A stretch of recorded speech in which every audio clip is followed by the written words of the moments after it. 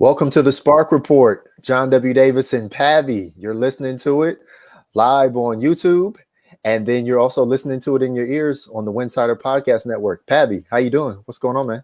Good, man. How are you? Good. I'm feeling well. How are you feeling? Chilling, bro. Okay, so playoffs begin on Tuesday and then again on Thursday and then semifinals on Sunday. The Sparks will not be playing on Tuesday, so they don't know who they're playing right now. The Sparks are taking Monday off. They took Sunday off. They will practice on Tuesday and Wednesday. And only in Wednesday's practice will they know exactly who they're playing. So I think, and let me know what you think, I think they practice and they prepare as if it doesn't matter who they play in 6, 7, and 8, because they played all of those teams twice this year. What do you think about that? Yeah, yeah, of course. Even from all the things that we've heard from Fitz this season, when they when I've asked him about scouting, because this is a weird year, he's always said that we have to be the best that we can be. So I don't think that you change that right now heading towards the playoffs. I think that you still have to be the best you can be and just work on yourselves. Like, they have a lot of stuff that they can clean up just within them. So I don't really think you too much worry about who you're playing or matchups or scouting other teams. You got to go and scout yourself. Right. Yes. Seriously, like, scout yourself. See if you can put some new things in. Like, I think even NECA said like they like this would be their first practice in basically half of the season. I don't think she said that. She told me that she felt like they hadn't practiced 10 times this season. Yeah, Coach like, Fisher told you they weren't going to practice for the last 2 weeks of the season. So if you that's put all half the that, season. okay, I mean, basically. So yeah, like, I think for them, you just got to worry about yourself no matter what. So yeah, I can definitely agree with you when you say that. Yeah. I think they'll prepare for Yeah. for I think the best version of the Sparks can beat a 6 seed in the Sky, a 7 seed in the Sun, or even an 8th seed in the Mystics, who are streaking right now. Other things I want to talk about on the show is two of those people being out that might come back on Thursday, and if not on Thursday, by Sunday in the semifinals, that are important to the team. Sydney Weiss and TRP. Also want to talk about the WNBA awards, because I think it's appropriate, being that you and I don't have votes. We need to give out our own Spark Report awards. We need So to I have think votes, we're going to, man. we do need to have votes, We but gotta work on that for we'll work next on year. that for next year. We'll work on that for next year, but all we can worry about is this year. Sure. Inside the Wubble, we can give out awards ourselves. But so I think the Sparks are at their best when they have a 10-player rotation. Yes, the Sparks had 10 players available these last 2 games, but when Sydney Weiss and TRP are out, Rashonda Gray and Marie Gulich are far on the bench, and they are redundant with the depth that they had there. They had Candace, NECA, and Christina Nigwe, and then to have Gray and Gulich, that would be too much rotation inside when 2 of your 3 best players are, honestly, your 2 best players are probably Candace Parker and NECA Agumike over the long term, over their span of their career. Those are your 2 best players. So there's only so much time you're going to want them off the court. So with that said, they decided to go with the 8-person rotation. And I still thought that you still should figure out how to work Gray and Gulich in. You and I have talked about that. But if you go 8-person rotation up against any of these other teams, you just make the game more fair, because you don't have the depth that you can, even a 2-3 minute spurt, when somebody's just going to go out there and play to exhaustion, because in 2 or 3 minutes, you can play to exhaustion.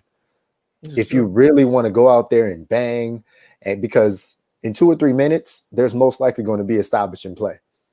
You're probably going to foul somebody. You're going to get fouled, all of that. So it's not just straight 180 seconds of just straight basketball.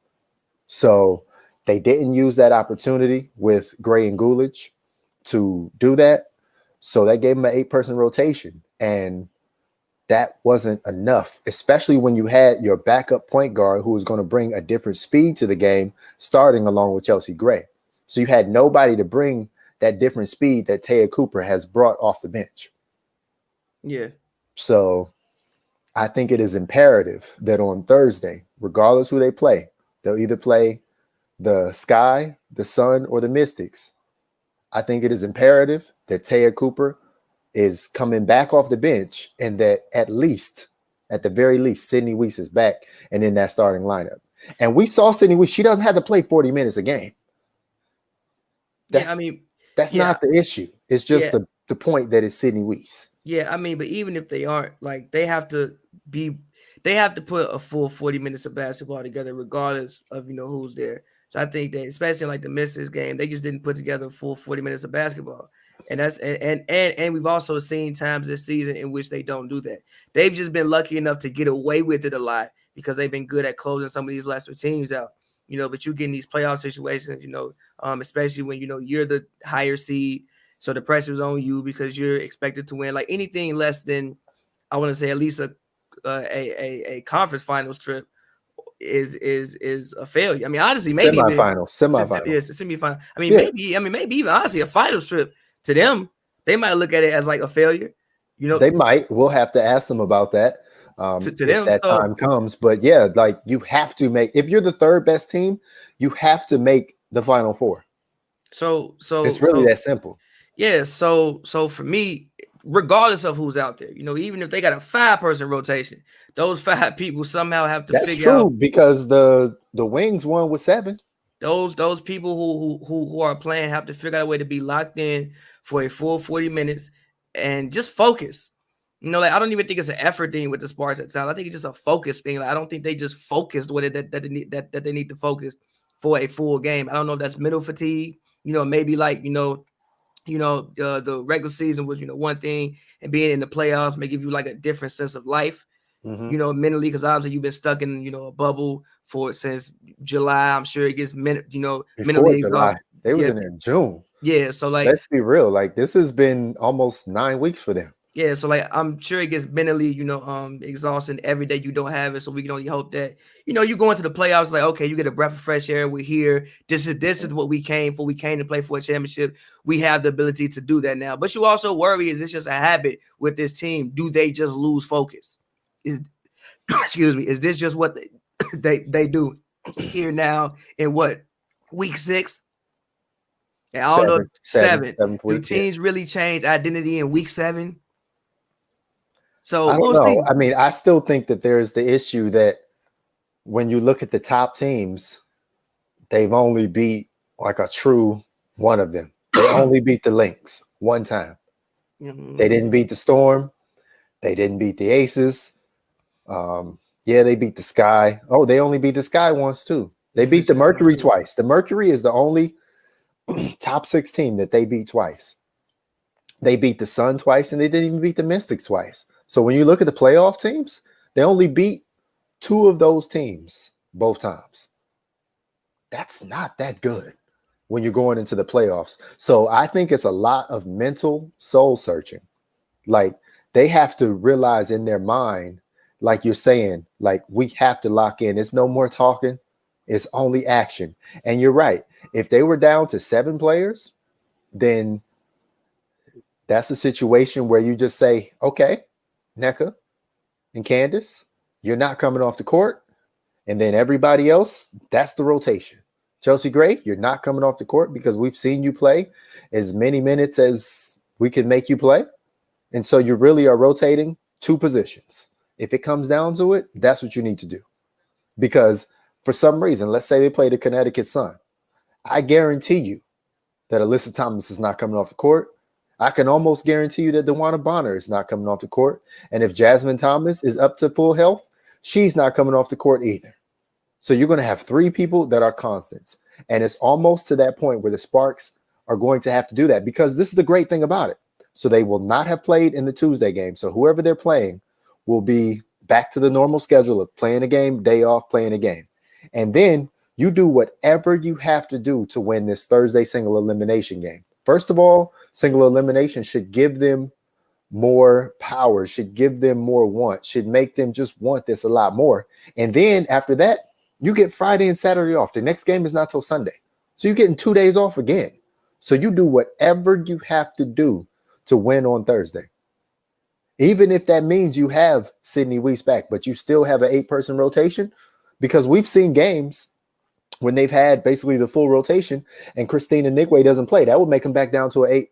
8 rotation, where you just do Simone Augustus at the 4 for a little bit, and then you're just done with it. So, I mean, they may have to do that to win the game, depending on who they're playing. So, to me, it doesn't matter who they play. It's about them. And you're right. They have to play as close to 40 minutes of defense as possible. And again, it's not possible to play a total 40 minutes of defense, but it's got to be in the 30s. Not even 40 minutes of just 40 minutes of focus. Like 40 minutes of focus. But the defense is the focus. But yes. Because the defense allows them to run in the transition, and that's why Candace Parker is so good in the beginning of the game.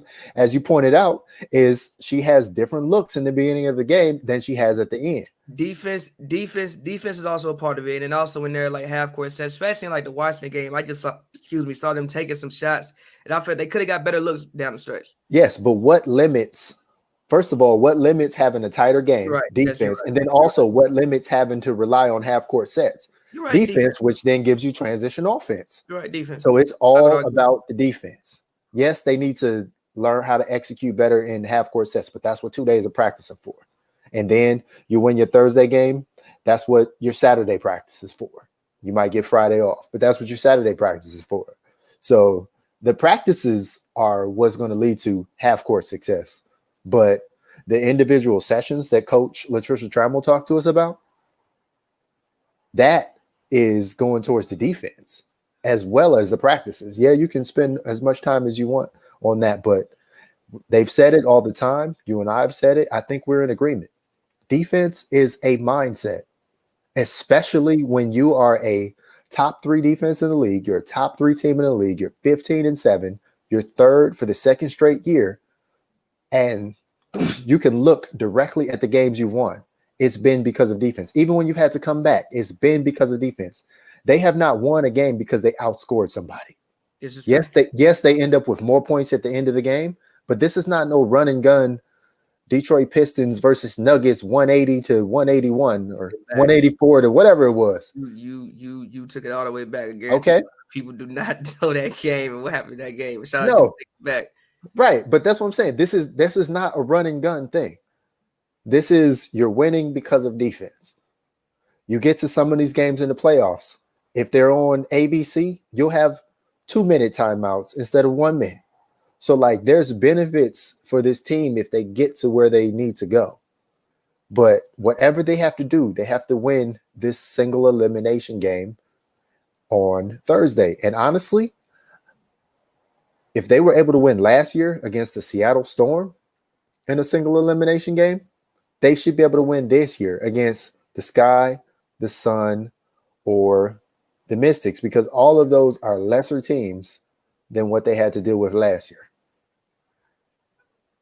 Because last year, it was essentially the team that the Aces barely beat in the last game by themselves. Because, yeah, they didn't have Sue Bird and Breanna Stewart, but they didn't have Sue Bird and Breanna Stewart for the last 2 games of the season, and they're still competitive and still firing on essentially all cylinders. Yes, you want those 2 back, especially Breanna Stewart. Like, you're not going to win a championship without Breanna Stewart, but you're still a tough out without her, because that's just allowing other people to do more things. Yeah, I think that just maintenance is more important for Breanna. Right. With the Achilles, like just maintenance. I remember I was even watching. She did a podcast actually with Kelsey Plum and Kevin Durant, KD, and I was even watching it, and she was like, for me, it's just about if anything hurts, I need to just sit down, because it's about me just maintenance and just being healthy and like not pushing my body too much. She said that's the main thing she learned from the Achilles injury. So I think even for her, I personally, I think she's fine. I hope she's fine. I think it's just about, maintenance. If you feel any type of pain, tightness, sit down. Like, obviously, we won the top 2 seeds. It's not like seeding matters that much at this point. We playing on one court. Not really, but I will say the 1 seed is going to have a much easier time getting to the finals than the 2 seed, because there's a separation between the Sparks and the Lynx and the Mercury, even though it's only a couple games in the standings. Of course, like there's a clear separation between having to go against the Sparks in a 5-game series compared to the Mercury or the But Lynx in a 5-game series. yeah, but at the same time, if you're a team with real championship aspirations and you caring about who you playing, you got an issue right there. That's true. Then like how many championship aspirations do you really have? Your mindset That's should be true. whoever you put in front of them, we beating you. And however That's many true. games, it That's is what true. it But it is. is easier to beat certain teams. That's fair, of course. Yeah, of course. So the 1 seed sets up the Aces to be sitting there waiting for whoever wins against the Seattle Storm. I can If it's agree. the Storm, they win, or whoever else they happen to play. I So can agree. I just feel like it's set up for the Aces, but the Aces earned it. And we're going to talk about WNBA awards later, but there are probably going to be some Aces on that on one of those awards. Okay. And you probably know who I'm talking about, but I'll get into that a little later. But if I get back to Sydney Weiss and TRP, both of them have been out for a while. There was a time when it was Weiss and Sykes out, and then TRP started. And then she was out in 35 seconds because she dislocated her shoulder. Now, I can tell you this. We both know that TRP has a history of shoulder soreness and issues. She's constantly maintaining them, icing them. But I can also tell you this. TRP is one of the players on the Sparks who I feel like will run through a brick wall. So if anybody is going to come back in less than 2 weeks from a dislocated shoulder that has been put back in place and you're just trying to regain the strength and the movement, is going to be TRP. Don't be surprised if TRP is back. I don't know by Thursday, but definitely by Sunday, if the Sparks can make it to that. Speaking of Sydney Weiss, I expect Sydney Weiss to be playing on Thursday. From what I know about Sydney Weiss's rehab, it appears to be going well. And I think that Sydney Weiss will be back on Thursday. And if she's back, you start her because it gives you so many more options to change the game off the bench. You can change it with Cooper. You can change it with Williams. I mean, the thing about Sydney is it's an ankle. It's not broken. I don't think it was like a grade 3 sprain. I mean, it looked bad, but I mean, I don't know. Like she might do yoga or something. She might have good ankle tennis. Like nah, for real. Like she might do yoga, have good ankle She's tennis. not old. Yeah, so like I don't know, but you put an ankle brace on and get you some high tops, she'll be all right. I mean, like the thing about Sydney is you really just want her on. Like obviously her 3-point percentage dropped a little bit, like near the end of the season, but still you can't just leave her. Like Taya Cooper at this point in time in her career, she hasn't proven that she can consistently knock down a 3-ball. So defenses don't really have to guard her, and you've been seeing her actually shoot a lot more threes, and I personally think what she should be shooting. But again, they're open shots, but they're open because the defense doesn't feel like that they need to guard her. Sydney, you can't do that. You can't just look at her when she's in the corner spotted up. Somebody has to think about getting out. That does free up space for everybody else on the court, which is why even if she comes back and she don't even take a shot, she just running up and down the court. As long as she's just standing there and they know, oh, Sydney's there, I have to at least pay attention to her. That helps the spacing improve and helps everybody else out. It does. That opens up the lane for Candace Parker to drive. It opens up the lane for Chelsea Gray to drive. And then it allows NECA to be more involved as well. So it makes, awesome. Even if like NECA spreads out and she does a pump fake, her pump fake is more, effective because, they defense might bite on that. But then, if she's on the same side of the court as Sydney, they can't just help off Sydney. Yeah.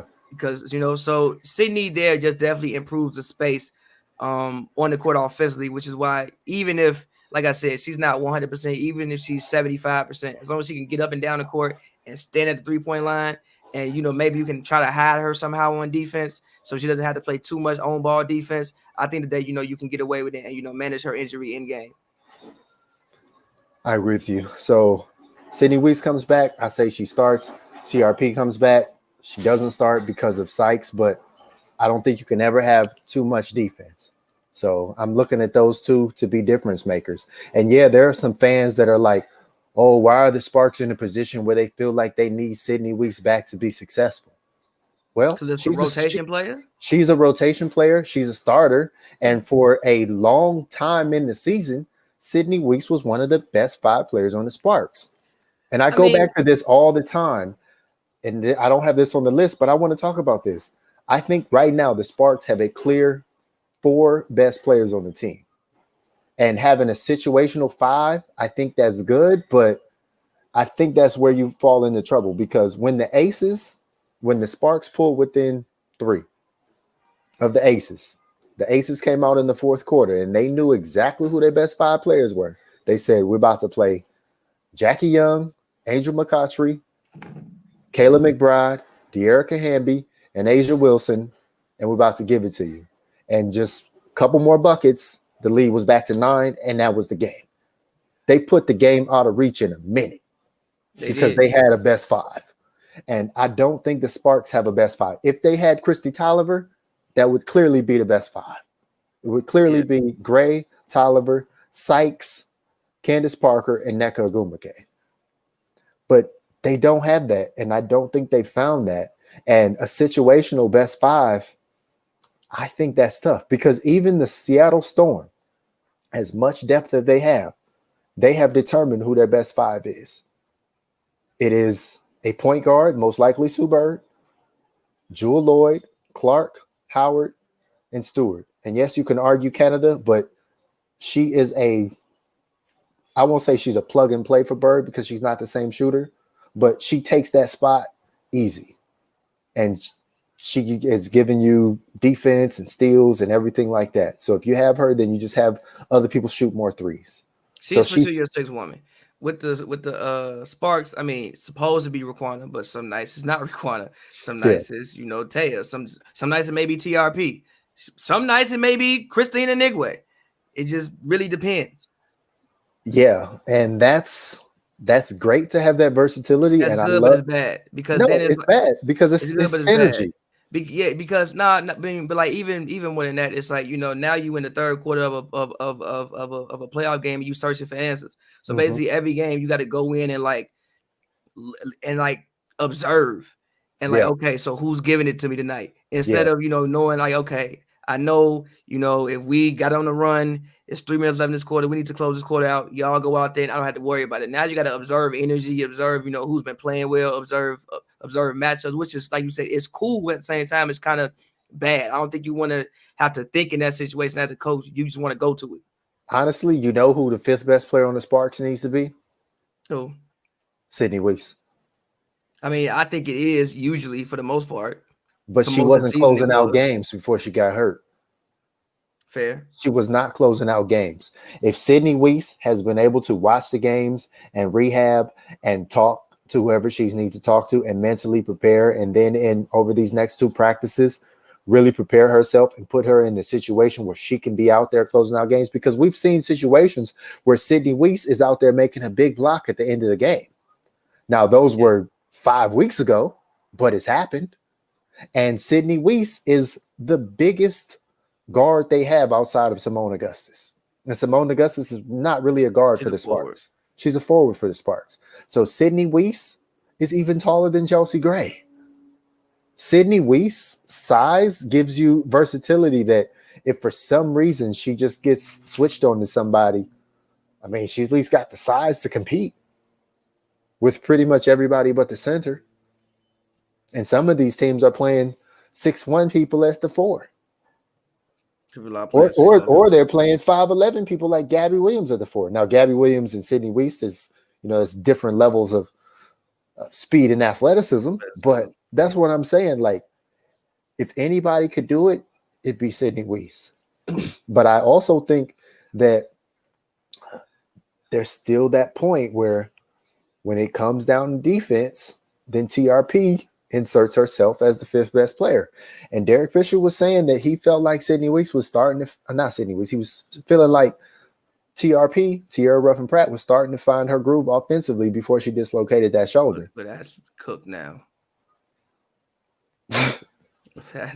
that's cooked now. But at least, but think about TRP as her defensive situation will be valuable. End of quarters, and end of halves, late in the fourth quarter, maybe you subbing that offense for defense. No matter what, as like a shoulder don't stop you from playing defense. You can still use your body and stay in front of somebody. Shoulder doesn't stop you from doing that. So as long as she's ready to go and you're not like jeopardizing her career by putting her on the court, I don't think you are. Obviously, I pray to God I never dislocate my shoulder. I don't want to dislocate my shoulder, but I don't think that that jeopardizes her career if she goes out there and tries to give it a go for maybe 10 minutes 10 minutes total, personally. No, I don't think it does. And again, TRP is the type of person who she will play through it.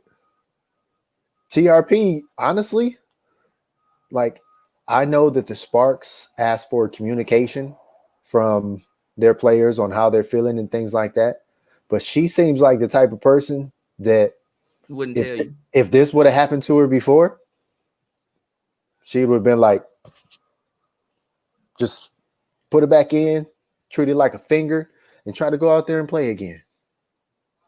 So again, I've talked about this constantly. I feel like the healthiest team is going to win at the end of the season. Right now, the healthiest team is the Aces, and they're the number 1 seed. The Aces, yes, they don't have Cambage. Okay, she never came, and she's on the roster, so she's being I'd argue paid. the offense flow a And little then bit better Plum, without Cambage. it does. But what I'm saying is they've had their 10 players, and like they brought in some different ones towards the end of the bench that are fringe. But whatever their players are, that's what they've had all season. They've had 10 available, barely with any injuries. So they know what they have, and what they have, they are the healthiest version of what they have. The Storm, there's question marks with Sue Bird's knee, more so than Brianna Stewart. The Sparks, there's question marks with Sydney Weeks' ankle, as well as TRP's shoulder. Yeah. With the Lynx, there's questions about Sylvia Fowles' calf. The Mercury, you can go down the list. Down the list. Everybody else is got 1 or 2 injuries, 1 or 2 injuries, 1 or 2 injuries. So it's the Aces sitting there pretty. But it's still going to come down to health. We still don't know what's going to happen on Tuesday to teams, what's going to happen to teams on Thursday, what's going to happen to teams on Sunday. For the longest, players have been dropping with injuries. This is hard. Not only is this hard physically, but as you went out, it's hard mentally, it's hard emotionally. That's why anytime that Nneka Ogwumike gets a break and she says this, and it's not shade to her teammates, but she's like, she's like, I want to get away from basketball. I want to get away from my teammates. I want to get back to myself. And even still at home, unless she literally goes in her room, she's still living with Simone Augustus. She's still not living by herself. There are players who like solitude. So maybe there is a benefit to some of the players staying in the hotel. I don't think it helps team chemistry, but if you want solitude, then you've got that. And they do have a few Sparks that are staying that way. But I don't know. I'm not exactly sure what they're going to do. All I know is that in a single game elimination situation, the Sparks have to do whatever they have to do to win this game. Again, like if that's a 6, if that's a 7 rotation, then that's a 7 rotation. If Christina Nigwe doesn't play, Christina Nigwe doesn't play. And there's no offense to Christina Nigwe. It's just the fact that we're trying to get to a 5-game series where we definitely will need you. That and the fact it's a 40-minute game, so you don't really have time to see what's working and like what's not. If something is working, just stick with it, because you just want to get to a series. Once you get to a series, then you got time to we got 5 games. It's first to 3. Okay, we can maybe kind of fill out game 1. Game 2, we know what works. Game 3, as long as you're not down 2-0 and it's not a and there's a possibility. There's a possibility you're gonna be playing the Mystics, who will be on a however many game winning streak. I think it's 3 or 4, right? 4? Yeah, by that time, I think it would be 3. And they have just beat you. It'll either be 3 or 4, but they've just beat you a couple days ago, like within the last 7 days. So they might feel like they've got your number, and they don't even have the option to go to a bench. They didn't been had like 8 players for like 5 weeks, which benefits them as well. Actually, I think it also benefits them fitness wise. I think the one thing that fans kind of don't take into account is, you put somebody in the playoffs out there 40 minutes, they ain't played 40 minutes all year. Do we even know if they body or if they physically can handle that right now? Yeah. Like, you've been playing 28 minutes all year. You kind of got used to playing 28 minutes. 28 minutes and 40 minutes is two completely different theories. Mm-hmm. So I think that even benefits the Miss. Like, they are completely conditioned. They've been out there 35, 33, 34 minutes a night. They, started they main Hines, Allens, and Atkins. No, they don't come off the court. No, they don't come off the court. The Sparks, I mean, like, Chelsea Graydon sat down a lot this year. Candace ain't played. I will say Candace has played 37 or 38 one time. And that was Smart. without an overtime game. So I think Candace is probably has the most experience playing the most of minutes this year. Chelsea Gray, she can play, especially the way they put her in off-ball situations.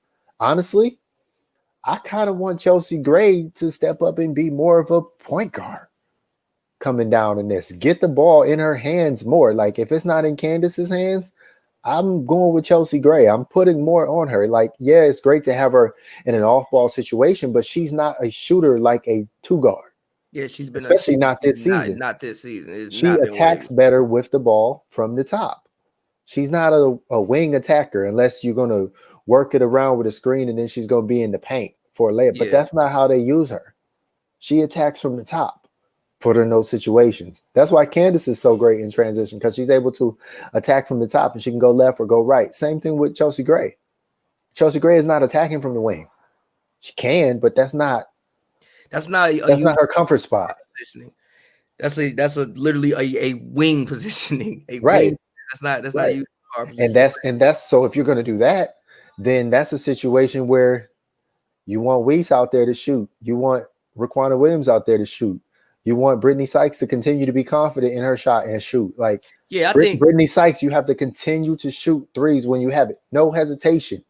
Like, I love the fact that they rotate the ball and they pass, but sometimes they overpass. Yeah, I think you got an open shot, you got to shoot it. I think that offensively, I mean, I think, early in the season, I think it was obvious that, Brittany got after it defensively, but I think offensively is where Brittany has, taken, I mean, I don't want to say the hugest leap because I don't want to say there's something that she couldn't do before, but I think she's shown the most, even, it's especially these like last 5 games. She's shown that she's found her place because she's averaged 12 points before with the Atlanta Dream. She's averaged 10 before. She's averaged the same amount of points she's averaged before, but it's different playing this way than that way. I mean, I think she's a person who can get to 16 in the right situation. Yeah, she definitely could. Because as a starter, there was plenty of nights when she was at 15, 16. No, she has a great shot. She's athletic. She's quick. She knows how to finish. I think she could realistically get to 16. And also, she's great in transition. So if she's gonna play defense and be on the wing, flying out, she's like I said, she knows how to finish. She can shoot the ball. She has a great shot form. She can put the ball on the floor. She can handle it, and she can finish when she gets there. So I think realistically, she can average 16. Yeah, this is on everybody.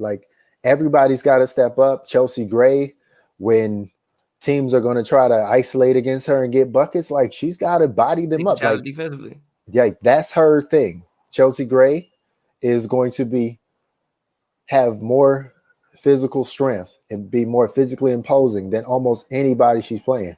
So she's got to body them up. That's the thing that they will have to do if they get the chance and get the opportunity to play the Storm. Gotta have to body them up. You're going to have to make them feel it. That's the same. Any elite team in the WNBA, you have to make them feel it. But if you're just going to play finesse, no, because almost every single person in the WNBA was most definitely an all-conference player.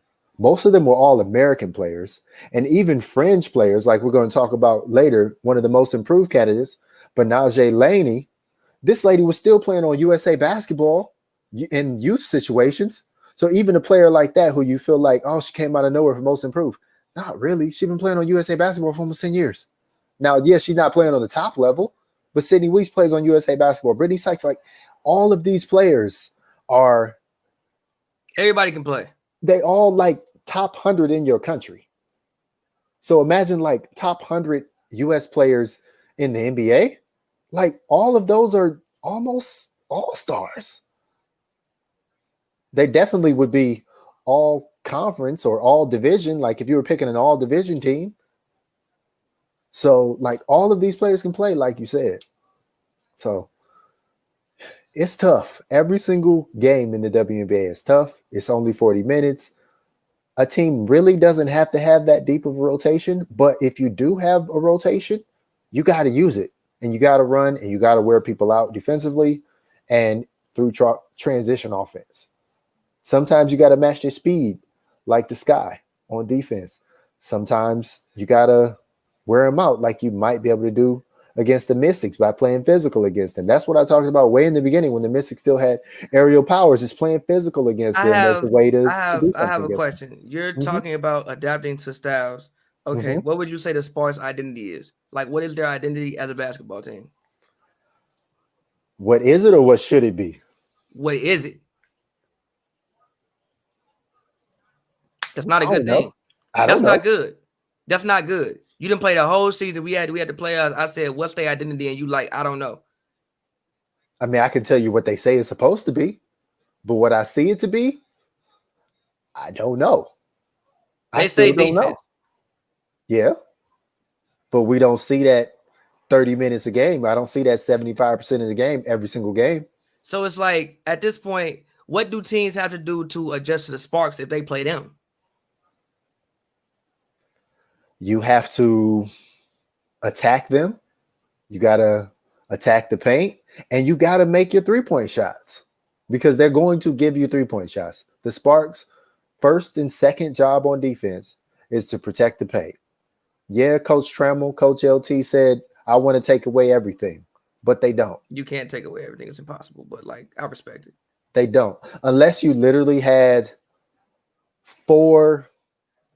like 2 Brittany Sykes and like 1 Candace Parker and like 1, I don't even want to say Jordan Canada. Like, okay, the only way you could take away everything is if you had 1 Candace Parker, 2 Alicia Clarks, and 2 Brittany Sykes. You could have said a NECA. I wouldn't have been mad at the NECA. Okay. But last year NECA, not this year NECA. But even NECA's like, she's a post, but she's a non-traditional post player. Yeah. She's 6'2" at best. Yeah, but so sometimes she's still a bit small. Like Maisha Hines-Allen, she was giving it to NECA inside. Yeah. Way too big. Way too strong. Yes, but and there wasn't a dang thing. We gotta understand NECA's season this year has not been NECA's season last year. No, obviously, I don't think NECA's been the healthiest. Like, obviously, NECA's coming off a back injury. We don't know how much it may get stiff in game. So, like, NECA from last year, that's not happening. NECA from this year is a little bit different story. NECA is still the real MVP. The first article I wrote before the season, because think about everything she's dealt with. NECA literally told us her back locked up because of the stress of when the players boycotted and then had a day of reflection. I can believe it. Her body is literally feeling the stress of the season, feeling the emotion of the season, and she held it in her back, which is an extremely important position for flexibility for a player. So she literally manifested what she was feeling physically. That's great to be such an empathetic person, but that's tough when you're talking about basketball. No, I agree, but I'm saying, like, so yeah, sure, but this season hasn't been. I'm just saying, like, this season just hasn't. Like, she's had to deal with it. Everybody's had to deal with a lot, but she still shot 55, 56% for the season. And she missed so many shots she would have made any other season. If she would have made the shots that she should have made, she probably would have shot like 65% this year. She probably missed like 10% of the shots that she guaranteed would have made. Yeah, she shot 56% from the field this season. Right. And that still led the team. And that's still close to leading the league. And we're sitting up here talking about, oh, we didn't see the NECA we saw last year. And I'm not like mocking you or anything like that, but I'm saying, like, we've come to expect such efficiency and such grace from her that what she was able to do this year was a down year. Like, NECA's not going to make any all WNBA. She's not going to make all defensive. She's not going to make any of those awards, but she still deserves I think they have a sportsmanship award or something like that. She still deserves some sort of award for getting everybody to this place. Getting everybody to the end of the season. She's the real MVP. Like, I don't care what you say about Wilson, Vandersloot, whoever. If you were giving a most valuable player that wasn't just basketball, or you looked at the totality of the whole league, she is the most valuable player in the WNBA. I don't care what you say. Anybody want to debate me on it? Whatever. She is. I mean, that's not how people give out the award, but I will say But she she deserves. is. Without her, there is none of this. Yes, but I will say she deserves some type of recognition for the work that she's done this season because she had to do a lot. Like, you know, she talks about all the time, even just getting to Orlando, well, not even like Bradenton was a She lot. did too much. She's already done enough. And that's why you and I, we talked about this too. That's why normally the president of a players union is an older player in the league, is a player that can spend 60% of their off time dealing with this. NECA is an elite player in the league. She's still one of the best players in the league right now. And so, like, she was not at the stage in her career where Derek Fisher was when he was leading the NBA's union. Definitely was not at the stage when Roger Mason was doing it. Yeah, Roger Mason was like coming off the bench. The only person I can maybe relate to is CP3. But other than that, I can't even. But even still, like, I think NECA is still at a higher point in her career than CP3 is at this point. And I think she has more to do. Because I think that the NBA, I think that the NBA Players Association, Players Union, and the league had a lot more help. Yes. This was NECA, the executive committee, and the commissioner doing most of this stuff. I mean, even the commissioner been around what, 8 months? Like a year. She's been around a year now. Like, before the commissioner been here, like at least the NBA, you know, you have a long-standing relationship with this. You the commissioner been around. Adam Silver was the vice under Stern, so Adam Silver been with the league for 20 years. Yeah, like commissioner been around 1 year. Yes. So, you know. Yeah. Okay, well, you know what? I think it's time to give out the first ever, the perennial Spark Report WNBA awards. We got to talk about it. Okay, so we're doing first MVP. We're going to do MVP, Rookie of the Year, Defensive Player of the Year, Most Improved, Coach of the Year, and 6 women. We're going to do the main 6 awards. If we have time, we can talk about who we might want on the All WNBA, All Defensive Team. But let's go with that. MVP. I'm going to give it to you first because you already know who I'm picking for MVP. Who you got? Are we in agreement? I'm going to go Asia Wilson actually now. I'm going to go Asia Wilson now because, I mean, I got the best record in the league. She's still averaging 20 points. I'm not sure what the rebounds is, but I know it's probably close to 10 at least. If it's not 10, it's about 9. Yep, 9. And she's been out there every day. One of the like the best thing you can be is available. And she's been out there every day. 20.5 points, 8.5 rebounds, 2 assists, 2 blocks. She's been out there every day, and the Aces are the best team in the league. If know if the Storm would have kept that, then I would have said Brianna, but they didn't. So she's the best.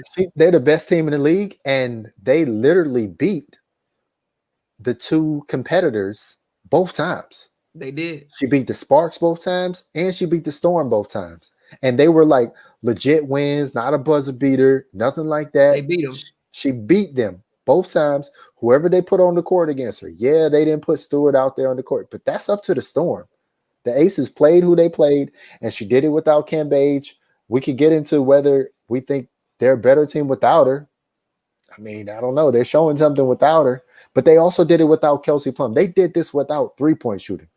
Imagine how many points Asia Wilson would have if she shot 3s. She's a mid-range monster, and she's doing all of this on 2-point buckets. 2-point buckets. I don't even think she had more than that. I don't even think she made a 3 this season. She knows what she does. Right. So I think she's the most valuable player.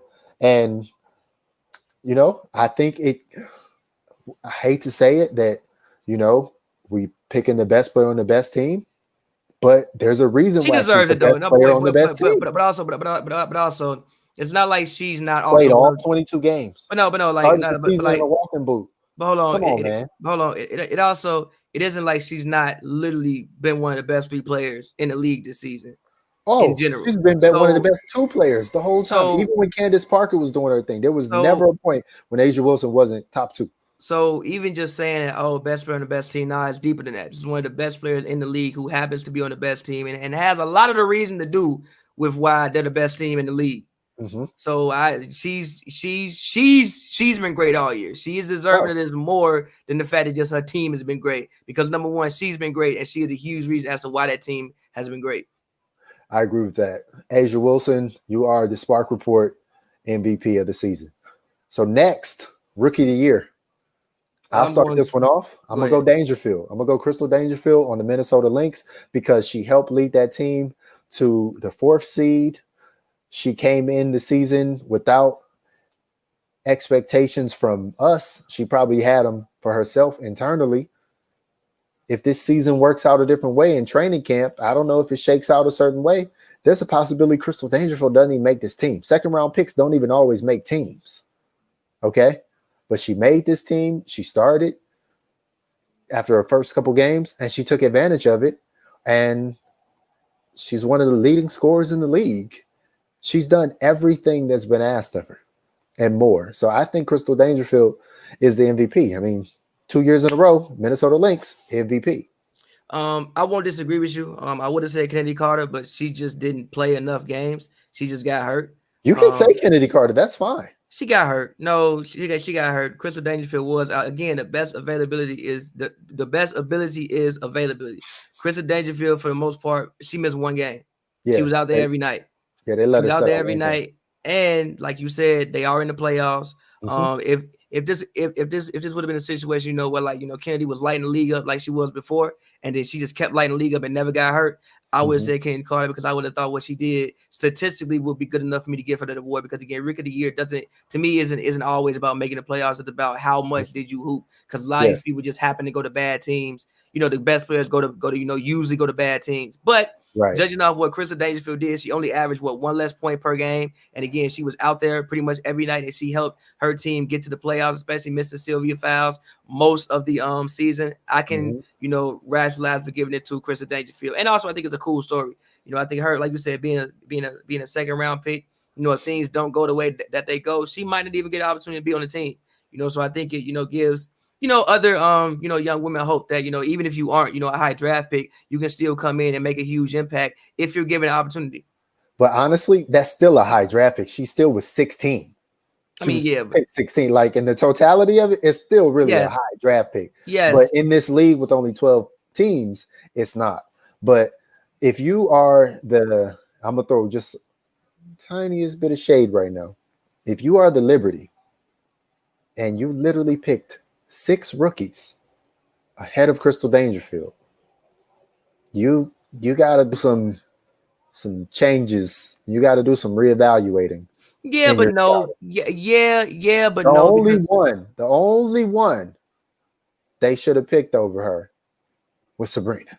Yeah, but no. The reason that I'm gonna say no is because you like draft Sabrina and then you're probably trying to build a team around Sabrina. I think Crystal has success because she has the ball in her hands a solid amount in Minnesota. Like she has the ball in her hands. It's not like she's coming off ball.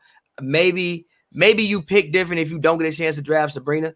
And maybe they try to notice that they were playing again. Like I think Crystal Dangerfield is usually more so a driver. Now, the last game I saw her play but you had 6 times to pick her. But listen. I think she's more of a driver. And I think that they wanted to have a team where we give Sabrina the ball, we spread everybody out, and you shoot threes. So I know what they wanted to do. I hear you. And I was of that mindset in the beginning too when I first thought about it. But 5 times. So the reason why I'm not gonna jump on them for not picking yours because I think when you draft Sabrina, you want to build it to the day. They didn't expect her to get hurt. If Sabrina doesn't get hurt, I think she runs away with Rookie of the Year. They didn't expect her to. But they was prepared to put Clarendon right next to her in the starting lineup. You can't tell me that Crystal Dangerfield couldn't have been out there doing the stuff that Lasia Clarendon was doing. No offense to Lasia Clarendon, but they started them two together, and they even let Lasia have the ball a lot.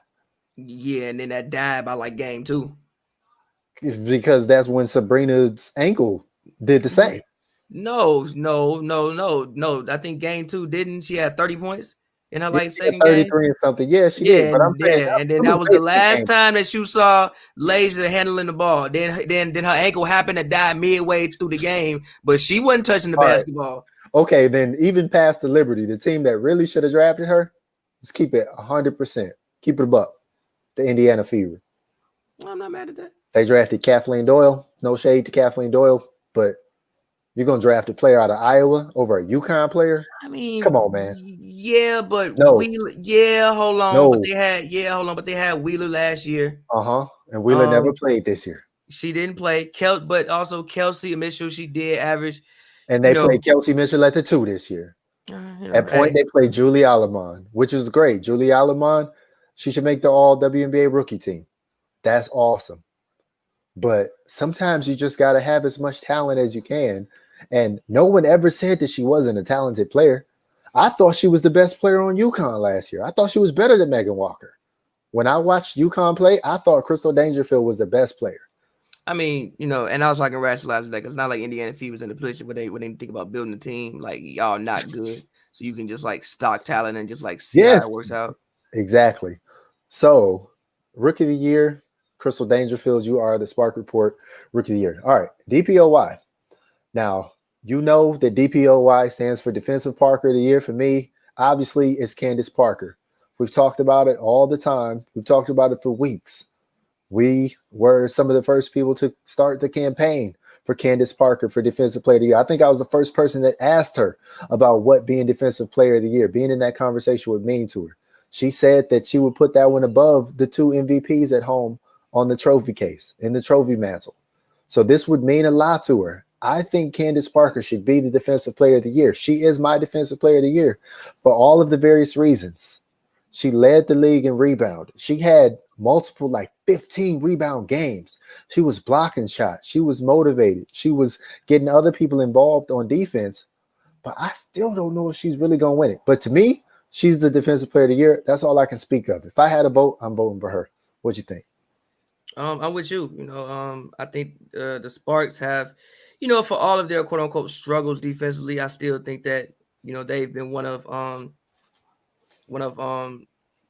top 3 defensive team in the league all year. She's averaging. I'm trying to make sure she's still averaging the most rebounds of her career. Oh, definitely.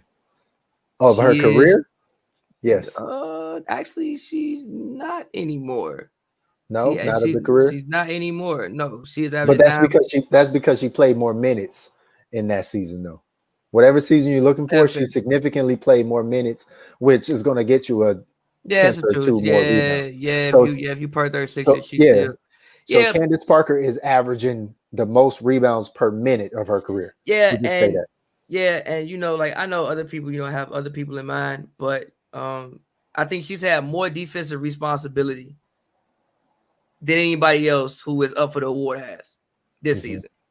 I think that she's been asked to do a lot defensively. Like, it's not like, she's on a team surrounded by great defenders. That's not the case of what's happened. Like, NECA, she's not playing with a former Defensive Player of the Year anymore. Yeah, she's not even playing with Elena Beard anymore. Yeah, like Alicia Clark, she's playing with Natasha Howard. Yeah, you might be on Natasha Howard being the quiet storm and just barely getting herself into shape now and whatever. Natasha Howard's defensive rating was better than hers. Yeah, Natasha Howard had the best defensive rating in the whole league by far.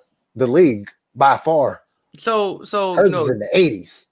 You got Jordan Canada, you got Brianna Stewart, who ain't no slouch on defense. Like, you got a great defensive team around you. Jewel Lloyd is not bad on defense either. Yeah, so obviously good defenders make you better defender. Right. I don't think anybody in the starting lineup this season outside of Brittany Sykes has been a great defender. I don't think anybody on the team outside of Brittany Sykes. Now, team defensively, they sometimes play good team defense, but a lot of that, even I think Candace cleans up a lot of that as well. So yeah, I'm still gonna go Candace Parker, especially the fact of her age, and I don't think anybody expected her to have the season she had defensively. I think people would have thought, offense, she gonna do what she gonna do, but I don't think anybody expected her, including me, to play the level of defense that she's played this season. So I'm going Candace Parker. You're 13, Candace Parker. You are the Spark Report Defensive Player of the Year. So far we've had everything in concert with each other. And again, don't be surprised if Alicia Clark ends up winning DPOY. I just want to put that on the record. She wouldn't get my vote, but don't be surprised if she does end up winning it. So next is Most Improved, the Most Improved Player of the league. I'm actually going to let you start off. I may be biased between 2 candidates. I may be biased, but I'm going to go Marina Mabry. I think that ever since she started, I think that I was not expecting you to say that. I think that ever since she started, she's been great. That is a I think that ever since she started, she's been Wow. great.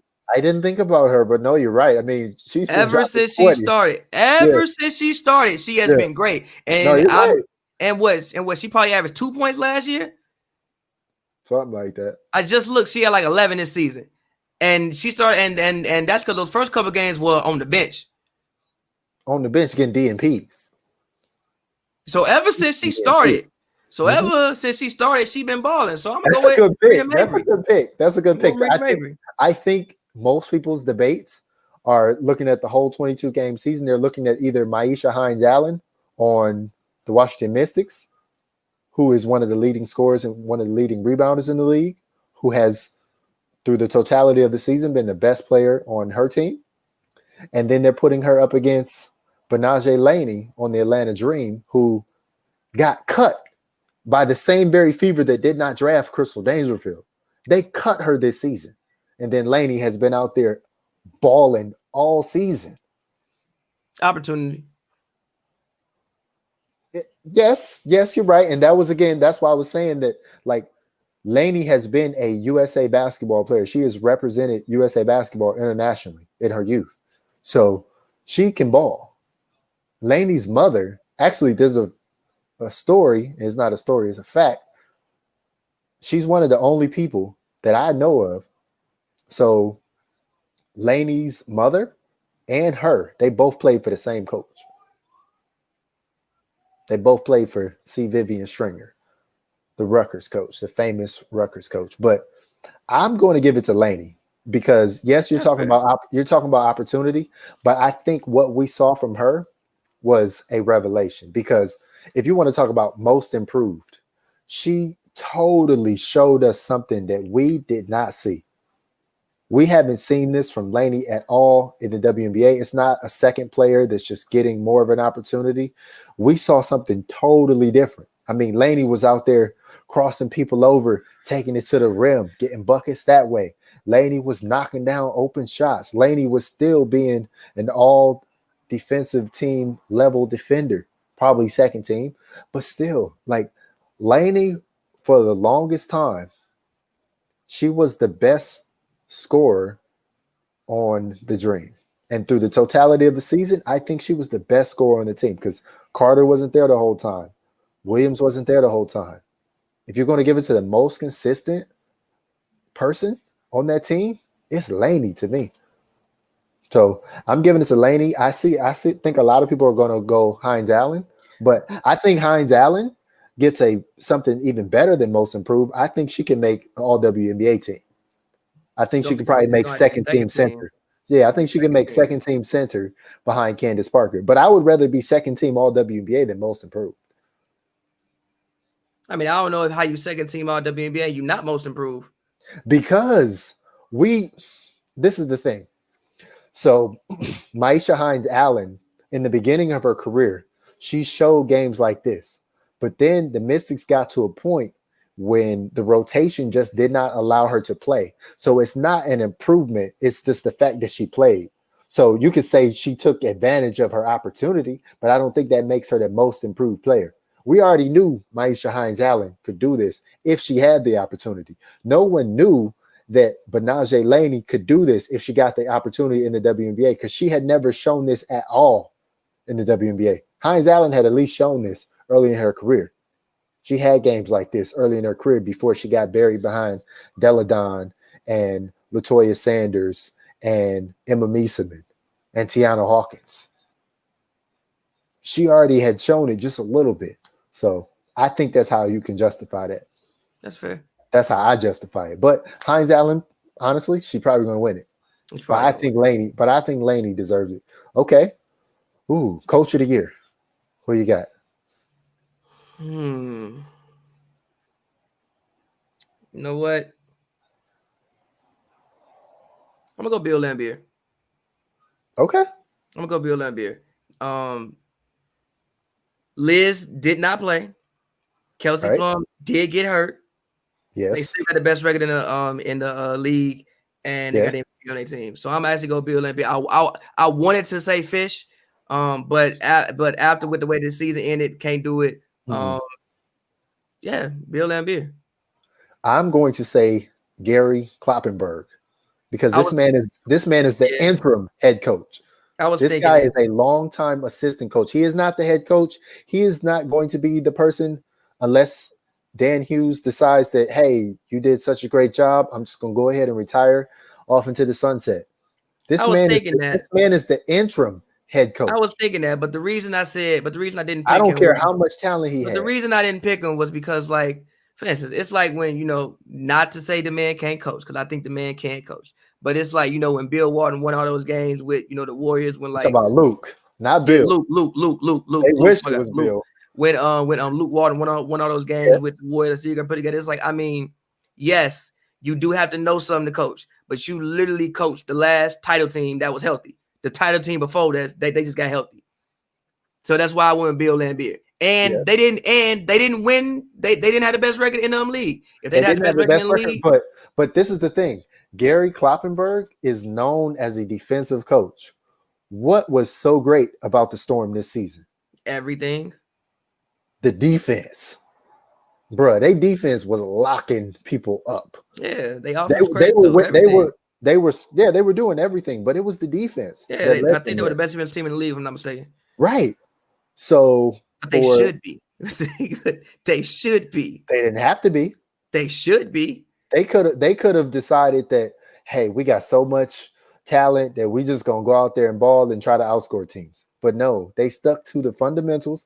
They continue to play simple basketball. They're not out there making crazy passes and doing crazy things and whatever. They just out there playing basketball. And to get that team, a team that talented that should be doing it, to do it, I give them coach of the year. But I agree with you. I think Bill is going to win it. But again, my vote would have been Gary Kloppenberg. So the last award, Sixth Woman of the Year.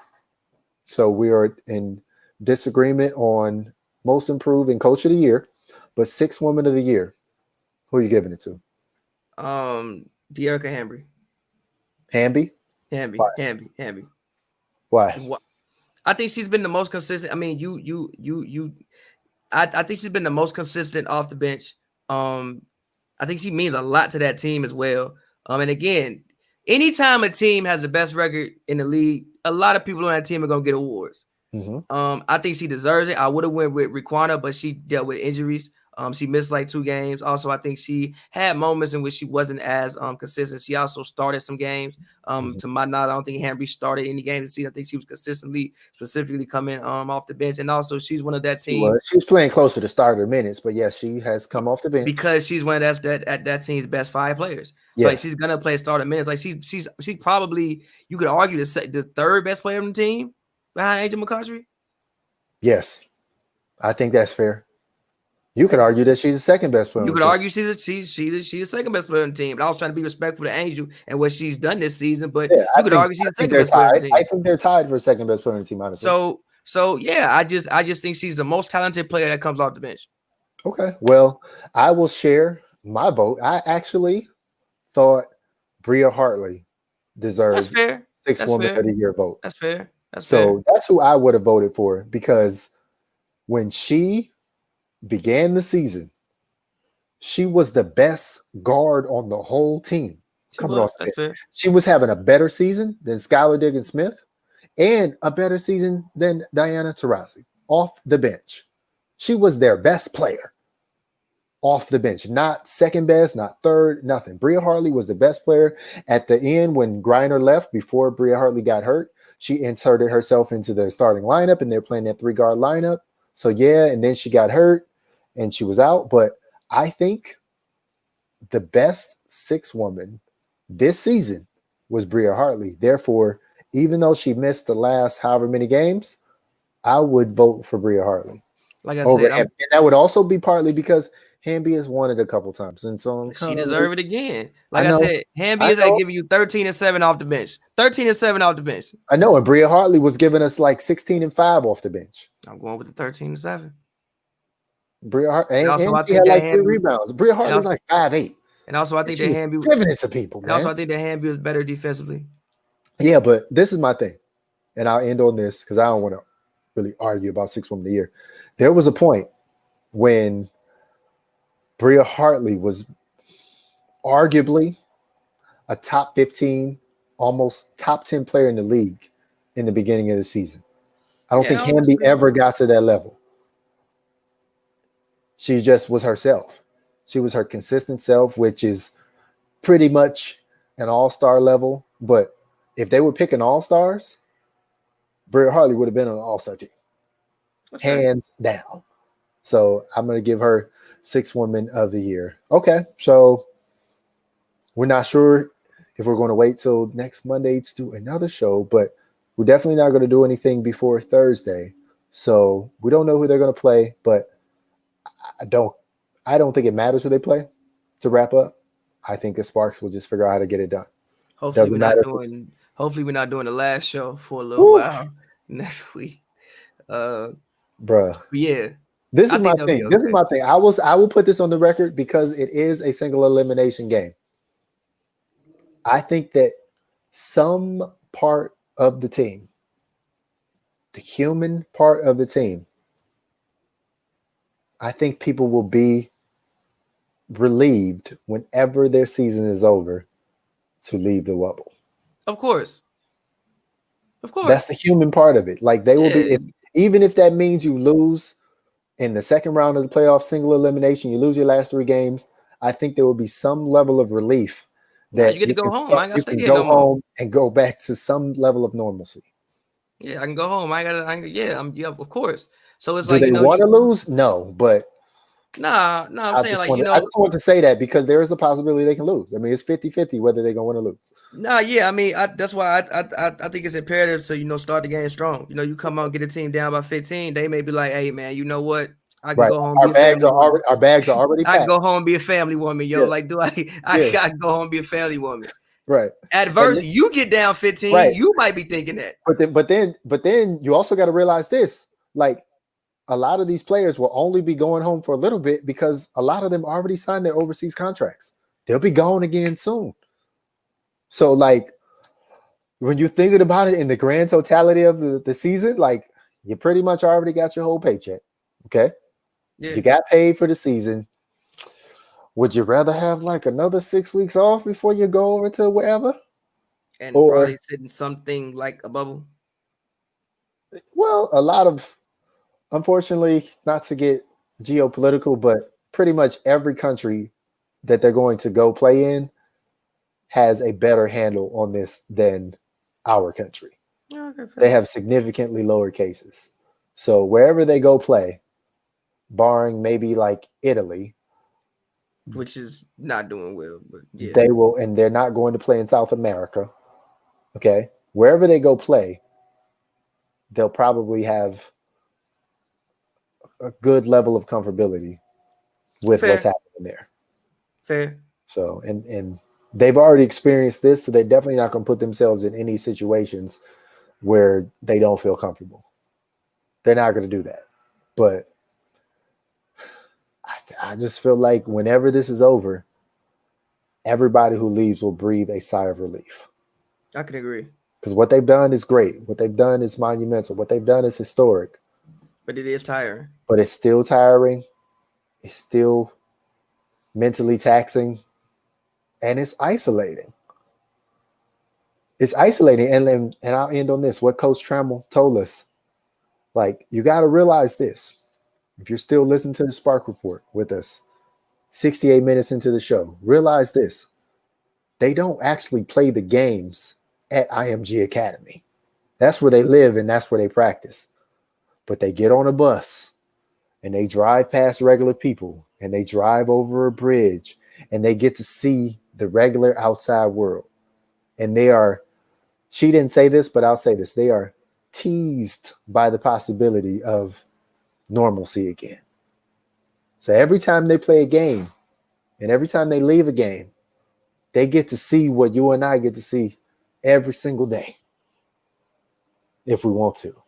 And so, again, they're only human. So that's just got to be a consideration in their mind. But okay, I'm going to predict they win that game. Are you saying they're going to win that game? Yeah. I think ultimately they'll figure it out and get it done. Yeah. It doesn't matter who they play. It's either going to be, like I said, the Sky, Sun, or Mystics. They've only lost to Well, they swept the Sun, and actually they lost to the Sky once, and they lost to the Mystics once. But anyway, they have a winning totality record against those teams, so hopefully they can figure out how to get it done. But all right, you listen to the Spark Report. So you can find my work on winsider.com, my articles, and you can also follow me on Twitter at John W. Davis. Pavi, where can we find you? And do we have any special projects coming out this week? I'm going to ask you that every time until you tell me yes. Coming out this week, no, but songs about women will be coming out eventually pretty soon. I'm just trying to keep that pressure on you. Yeah, appreciate it. But at Pavy World, Pavy World, all one word on Twitter. You can follow me there, Twitter, Instagram, Pavy World. And yeah, thank you guys for checking out the Spark Report throughout the regular season and checking out all the Sparks content. And we're gonna keep it going throughout the playoffs, and hopefully it's a long playoff. So yeah. All right, y'all. Appreciate you watching Spark Report and listening to it too. Peace.